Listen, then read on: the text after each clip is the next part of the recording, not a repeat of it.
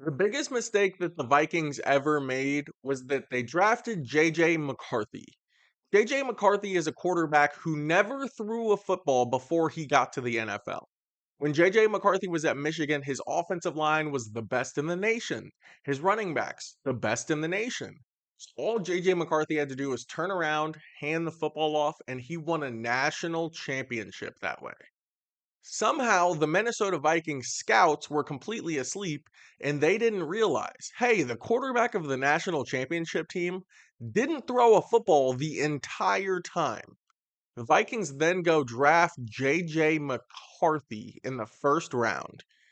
JJ McCarthy didn't play his rookie season because the Vikings realized, hey, this kid is horrible. Second year, the Vikings start JJ McCarthy simply because they feel like they have to get their money's worth. But JJ McCarthy is reinforcing to everyone, hey, JJ McCarthy is horrible. He's not an NFL quarterback and he wasn't a college quarterback. JJ McCarthy hasn't thrown a football consistently since he was in high school. His entire time at Michigan, all he was doing is turning around and handing off the football. And now you're watching JJ McCarthy in the NFL and wondering, why is this kid struggling so much? It's because he hasn't thrown a football in 6 years since he was a starting quarterback in high school. JJ McCarthy's son is 4 days old and he's seen his dad turn the ball over 4 times. JJ McCarthy had 3 fumbles on Sunday Night Football. JJ McCarthy had 3 fumbles in his second game and 1 interception. It's becoming quite clear to everybody in Minnesota, but everybody in the entire United States, JJ McCarthy's not going to be in Minnesota very long. JJ McCarthy has Justin Jefferson at wide receiver, one of the best wide receivers to literally ever play football, and he makes it look impossible to hit him. JJ McCarthy had wide receivers running wide open, literally wide open, balls that I could have thrown to them. Overthrows them by 10 yards, uncatchable balls. JJ McCarthy is playing football like he is a line on the game. JJ McCarthy is sabotaging the Minnesota Vikings at every single turn. He's not giving them an opportunity to win.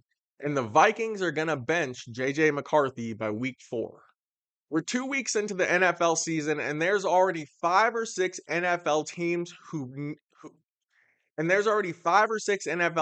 who absolutely need Shadur Sanders on their roster. The Cincinnati Bengals don't have a backup quarterback on their entire roster. Now they have to go and make a trade for Shadur Sanders. But the Bengals should have drafted Shadur Sanders to begin with because they knew that they didn't have anyone on their roster. The Minnesota Vikings now need to go and explore a trade for Shadur Sanders because JJ McCarthy is not a football player. So now the Minnesota Vikings have to hurry up and scramble and figure out, hey, who can play football on my team? The New Orleans Saints, Spencer Rattler, not an NFL quarterback. So now the Saints need to explore, hey, what can I do to get Shadur on my ball squad even though I should have drafted him the first time? There's probably 10 more NFL teams like that, but everybody is regretting not drafting the best quarterback in the 2025 NFL draft. Shadur Sanders is third string quarterback. Shadur Sanders is a top 5 quarterback in the NFL, and he's third string on the Cleveland Browns bench right now. Every team is going to be making a call to the Cleveland Browns and saying, hey, my quarterback's injured, or my quarterback's not as good as I thought he was going to be. What'd you say the asking price was for Shadur Sanders again? Because now Shadur Sanders is becoming a need, and you can't play the politics to just sit him on a bench the entire season. If you had known that Joe Burrow was as injury prone as he is, would you ever have drafted Joe Burrow #1 overall? The answer is no. Joe Burrow's career has played out to be the equivalent of a third or fourth round quarterback in the NFL. What do I mean by that? The third or fourth round quarterback in the NFL doesn't get the opportunity to play until they're a year, 2 years, 3 years into their NFL career.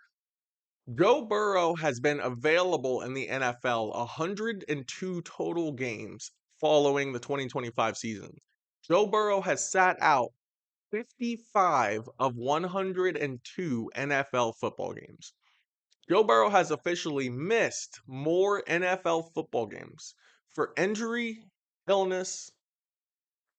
Joe Burrow has officially sat out more NFL football games than he has played in for the Cincinnati Bengals.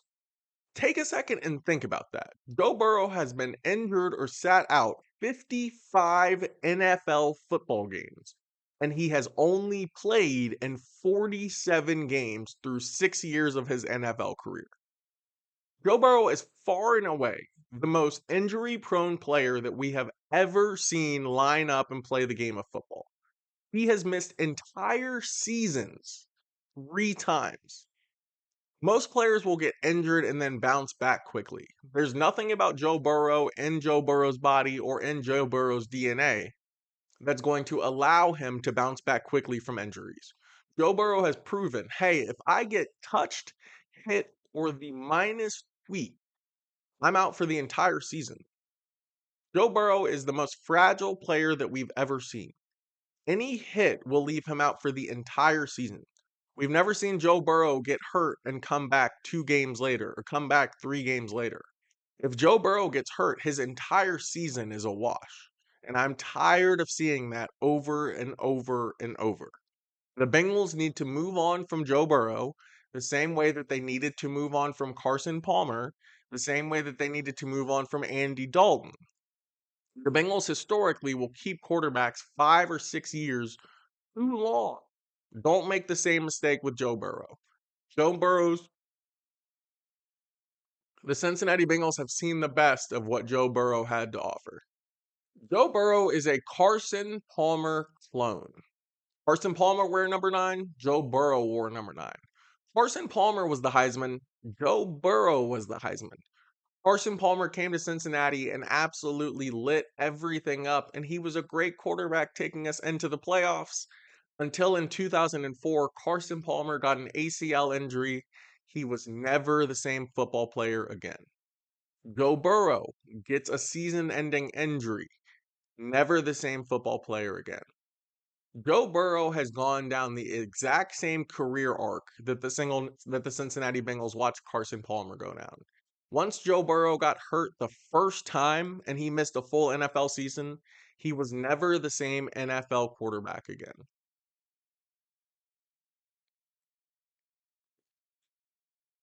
After the Super Bowl, when Joe Burrow got hurt and missed a full season, he was never the same NFL quarterback again.